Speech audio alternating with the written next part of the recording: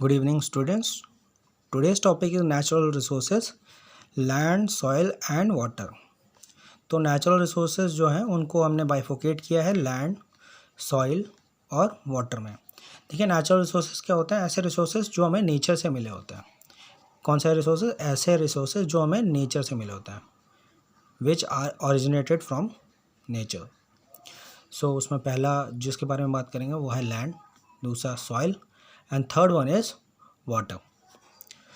So, land covers about 29% of the total surface area of the earth. Land जो है लगभग 29% total surface है earth का. It is the most important gift of nature. Human beings meets most of their needs from it. Human being सबसे ज़्यादा इसी से अपनी नीड्स को पूरा करता है।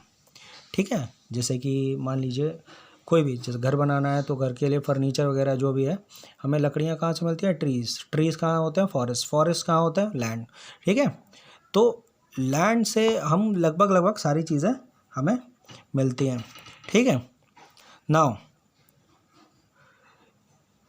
All parts of land surface are not useful for habitat. सभी लैंड के पार्ट्स जो हैं वो रहने लायक नहीं होते हैं, क्योंकि आपको मालूम है, देखिए लैंड भी कई प्रकार का हो सकता है।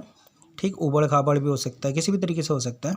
ठीक है, अब लैंड भी आपके जो हैं वो प्लेन सरफेस को ही थोड़ा ना कहा जाएगा। मान लीजिए कहीं माउंटेन है, कहीं डेजर्ट है, कहीं पर ग्लेशियर्स ही हैं, तो हर जगह पर इंसान नहीं रह सकता है। जहाँ पर इंसान के रहने की काबिलियत है वो केवल वहीं पर रह सकता है।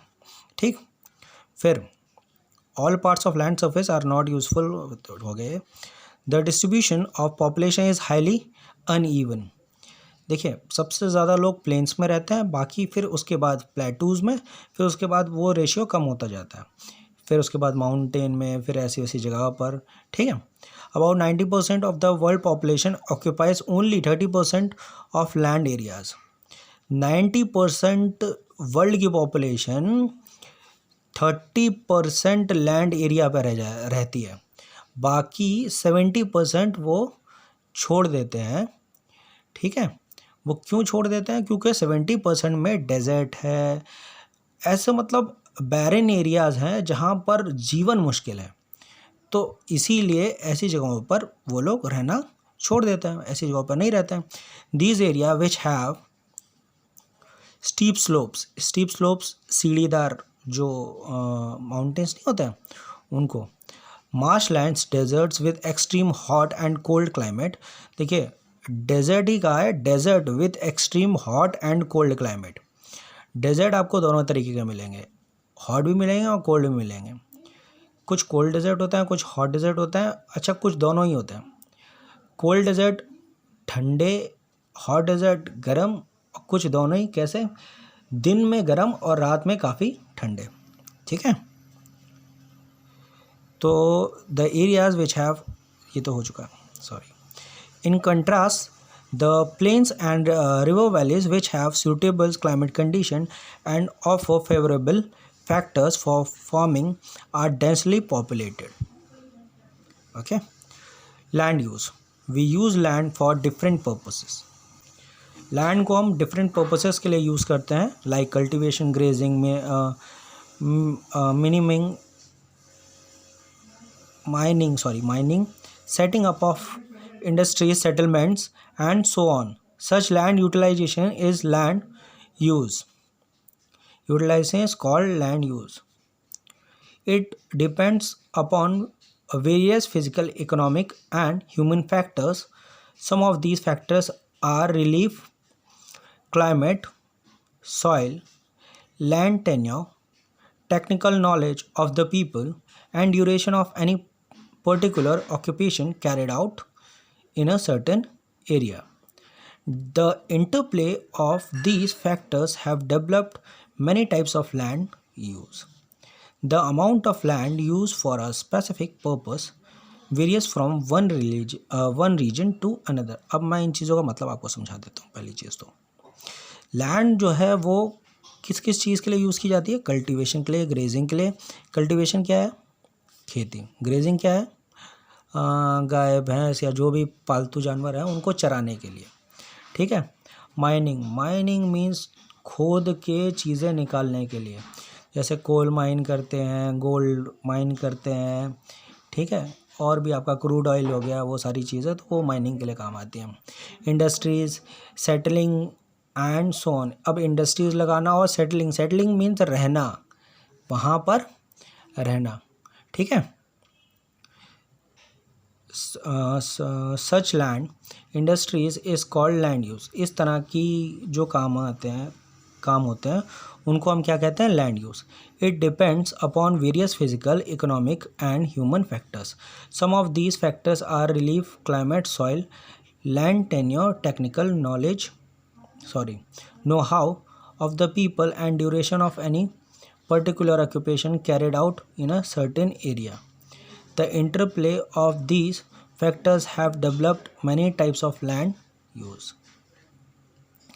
अब वो ये है कि अब देखिए, some of these factors are relief, climate, soil, land tenure, technical knowledge of people. इनका कहने का मतलब ये है कि कुछ फैक्टर जो होते हैं वो क्लाइमेट से भी इफ़ेक्ट होते हैं, सॉइल से भी इफ़ेक्ट होते हैं। लैंड टेन्योर, लैंड किस तरह का टेन्योर का है, लैंड का क्या टेक्सचर है, लैंड का क्या उसमें है, वो भी। लैंड अलग अलग जगह पर, the amount of land use for specific purpose, अलग अलग जगह पर अलग अलग काम के लिए इस्तेमाल की जाती है। मान लीजिए जैसे पहाड़ी अगर जो लैंड होगी, जो माउंटेन वाली लैंड होगी, ठीक है, जहाँ पर काफ़ी हरी भरी घास होगी, वो ग्रेजिंग के लिए इस्तेमाल कर ली जाएगी। जो प्लेन्स वाली होगी वो खेती के लिए इस्तेमाल कर ली जाएगी, या रहने के लिए सेटलमेंट के लिए इस्तेमाल कर ली जाएगी, ठीक है। तो अलग अलग तरीके से इस्तेमाल होती है। Physical factor like relief, climate and soil put certain limits on land use. अब देखिए, फिजिकल फैक्टर भी होता है, जैसे कि रिलीफ यानी किस तरह से आर्द्रता जैसे बोलते हैं, क्लाइमेट यानी मौसम, एंड सॉइल किस तरह की वहाँ सॉइल है, किस तरह का रिलीफ है, किस तरह से क्लाइमेट है। ये तीनों चीज़ें भी लैंड को काफ़ी प्रभावित करती हैं, किस तरह की वहाँ पर किस हिसाब से वहाँ पर काम होना है या नहीं होना है, या वो छोड़ दी जाएगी, वो वहाँ पर लोग बसेंगे या नहीं बसेंगे, ठीक है। The slope of land, climate condition, the quality of thickness of soil cover, the nature of rocks and the minerals and the availability of water help in deciding the land use in a particular area. Moreover, the lifestyle of the people and the location of a place and its accessibility with other regions also affect land use. ठीक। अब the slope of land, climate conditions, the quality and thickness of soil cover. अब देखिए, soil के ऊपर भी एक cover होता है, ठीक, मतलब कितनी मोटी वो सॉइल है उसी के हिसाब से उसकी पैदावार होती है, ठीक है। उसमें क्या चीज़ है, मतलब लैंड की क्या क्वालिटी है, उसके हिसाब से ही वहाँ का लाइफस्टाइल डिपेंड होता है, ठीक है। People, the location of a place, किस हिसाब की वो लोकेशन है। अब जैसे देखिए, इंडिया में काफ़ी अगर हम लोग घूमने जाते हैं तो हम लोग कहाँ घूमने जाते हैं, हम लोग कोई ऐसे डेजर्ट एरिया में घूमने थोड़ी जाते हैं। हम लोग कहाँ जाते हैं, हम लोग जाते हैं हिली एरियाज़ में, ठीक है। तो हम लोग पसंद करते हैं कौन से एरियाज़, हिली एरियाज़, क्योंकि वहाँ पर हमें क्या चीज़ पसंद है, वहाँ का क्लाइमेट पसंद है, वहाँ लैंड पसंद है, क्योंकि वहाँ पर पहाड़ हैं, वो सारी चीज़ें हमें देखने को मिलती हैं, वहाँ अच्छा लगता है, ठीक है। It can also be modified by construction of new roads and railways in a particular areas. और लैंड को, किसी भी एरिया को हम कैसे मॉडिफाई कर सकते हैं, वहाँ पर आप क्या करिए, वहाँ पर रेलवे, रोडवे, इन सब को की मदद से किसी भी एरिया को हम मॉडिफाई कर सकते हैं। For example, in prairies of North America the construction of road and railways led to the development of extensive cultivation of food crop. अब देखिए, वहाँ अगर मैं आपको बताऊँ नॉर्थ अमेरिका की बात, तो प्रेरीज जो था एक समय में एक बंद पड़ी हुई चीज़ थी, वहाँ पर बड़ी बड़ी घास के अलावा और कुछ नहीं होता था। लेकिन वहाँ पर ट्रांसपोर्ट स्टार्ट हुआ, ट्रांसपोर्ट के बाद फिर रेलवे और रोडवे जब स्टार्ट हो गए तो वहाँ के किसान बहुत ज़्यादा अमीर हो गए। क्यों? क्योंकि उन्हें डायरेक्ट अपने जो वो उगाते थे वो मार्केट तक लेकर आते थे, ठीक है। तो इस वजह से उनको काफ़ी फ़ायदा हुआ। तो फ़िलहाल इसको हम कई पार्ट्स में पढ़ेंगे, तो अभी के लिए तो फ़िलहाल ये बहुत है, फिर इसको बाद में भी हम पढ़ेंगे, कंटिन्यू करेंगे। Thank you very much, stay with me.